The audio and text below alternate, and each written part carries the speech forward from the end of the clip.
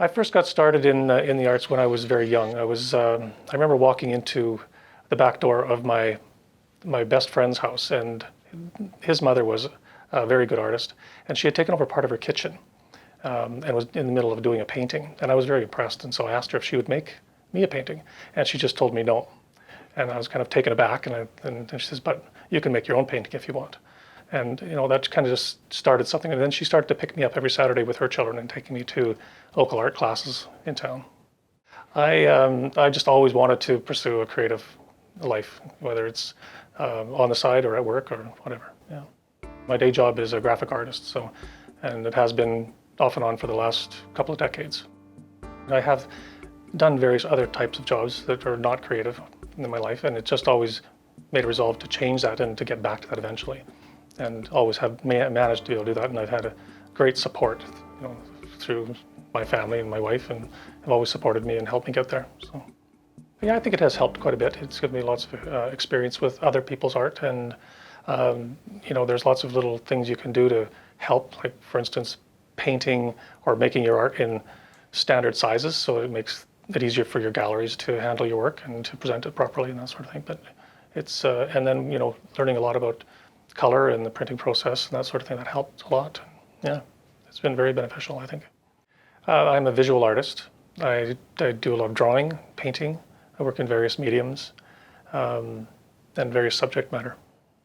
I prefer these days in working in acrylic on canvas or on panel. I also do quite a bit of pastel work on various types of paper, Canson paper, and recently I've discovered a pastel mat, which is just a wonderful substrate for pastel work. Pastels are they're like any other art medium. They're made of various minerals that are put together and kind of compressed into a block form or in a pencil form, and it's just an easy way to basically paint and draw at the same time.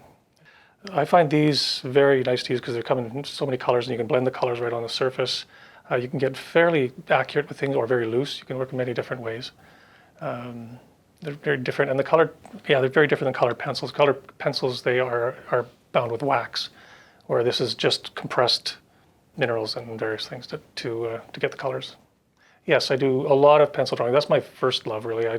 I love to just work with just pencil on paper, and it's just so low tech, and you can just do it anywhere. You can pick it up and drop it at any time, and work on various pieces at the same time, and it's a good way to start other pieces that you're going to maybe move in, make into a painting one day. In high school, I spent a lot of time in art classes in high school, and I think that was a real big help. I had some great art teachers, especially in grade 11 and 12, and that's at Coraloo School, and that was wonderful. And from there, after I graduated, I went to Douglas College. I did a year there, and then my instructors there said I should take it up a notch and go to apply at Emily Carr College of Art and Design, which I did, and so I went there. And then, of course, there's all the hands-on doing, practicing it, and taking courses when I can, and that sort of thing too. Practice is the main thing. You can only learn so much, but you just have to do. That's how I was, anyways. And one of my heroes is Robert Genn. He was a famous Canadian BC artist. He's passed away just a few years ago, but he always said, "Go to your room." And I always think of that, go to your room. Just make it a daily practice, make it your work, make it your job. You have to, do a little bit every day, and you'll eventually see the results from that. It's very powerful. I tend to lean towards realism, and sometimes hyperrealism, sometimes a little more impressionistic, but mostly it's quite realistic work that I do. It's not so much about the subject all the time, it's really about the light for me. And that's what really inspires me. When I could just walking by a scene and it's just very uninteresting and boring. And then a beam of light will come, a cloud will pass over, and the sun will open up, and it'll just suddenly just be glowing and really powerful. And that's what really strikes me. And whenever I see that, no matter if it's a landscape or a flower or a creature or a person or anything like that, once you get the light right, it just pops, and that's what really inspires me to try to capture that and make it into something. We get some beautiful light in the morning and in the evening. And once you get to that magic hour just before sunset or, after dawn kind of thing, that's when you really get some really magical light happening, and you get reflections and you get translucencies, and it just all really works. I think there's lots of things I want to kind of come back to and revisit. I don't feel like I've finished with some things. Like one is I was painting some very large acrylics on canvas for a few years, and in the last few years I've been working smaller. So I'd really like to get back to that. I guess it's sort of macro photography, kind of like that, where you get really in close to and sharp on some things and then really fade the back out, just to really make this foreground pop. I find that living in Quesnel, I find there's a lot of very creative, like-minded people around that we bounce off each other, and we do things together and support each other.